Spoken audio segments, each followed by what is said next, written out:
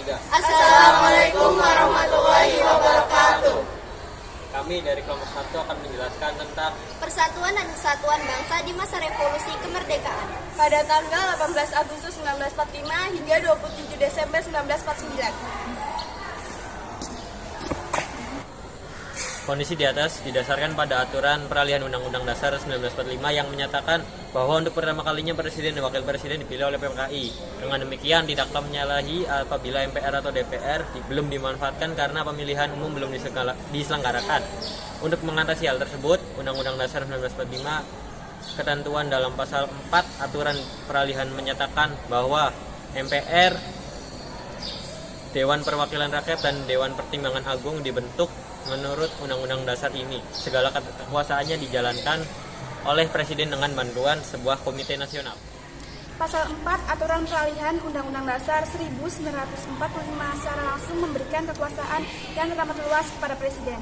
PPKI dalam Undang-Undang Dasar 1945 mencantumkan 2 ayat aturan tambahan yang menegaskan bahwa dalam 6 bulan setelah berakhirnya peperangan Asia Timur Raya, Presiden Indonesia mengatur dan menyelenggarakan segala hal yang ditegaskan dalam Undang-Undang Dasar ini.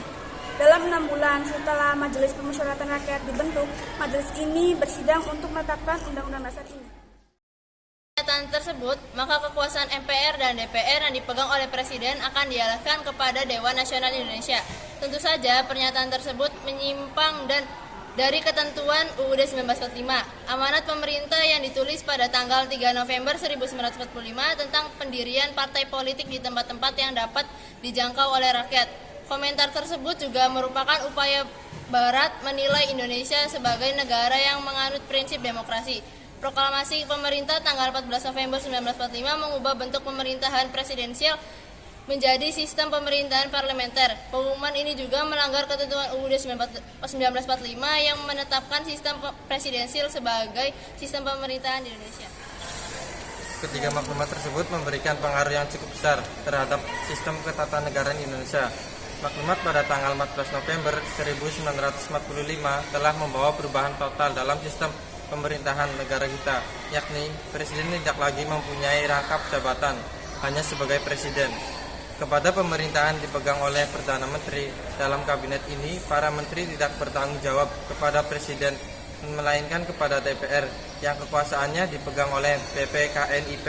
Secara konseptual, semua kekuatan yang ada dalam negeri ini akan, tetapi pada kenyataannya sistem ini justru membawa bangsa parlementer yang dibentuk gampang sekali dijatuhkan dengan mosi tidak percaya dari DPR.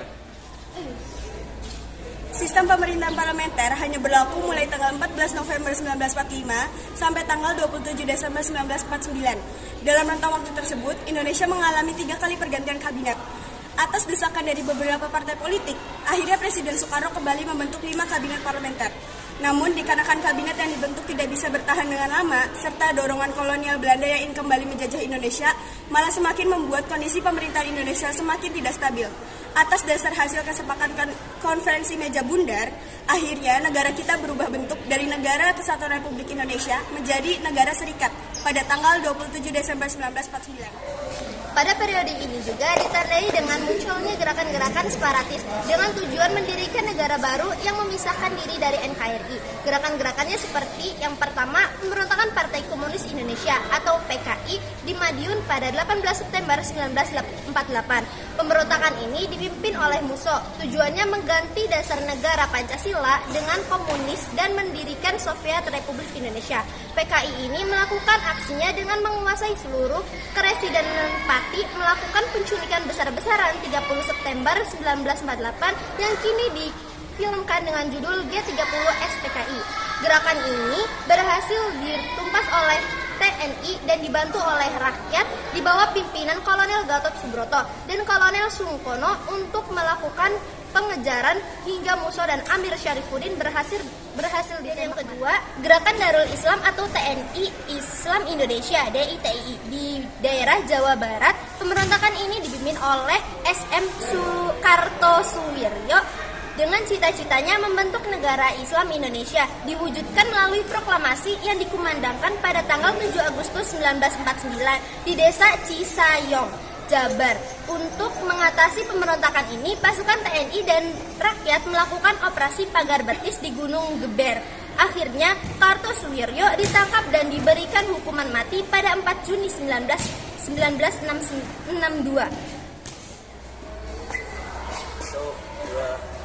Sekian dari kami, kurang lebihnya mohon maaf. Wassalamualaikum warahmatullahi wabarakatuh. I'm an icon, man. And my girl about a 10. I should fuck her in a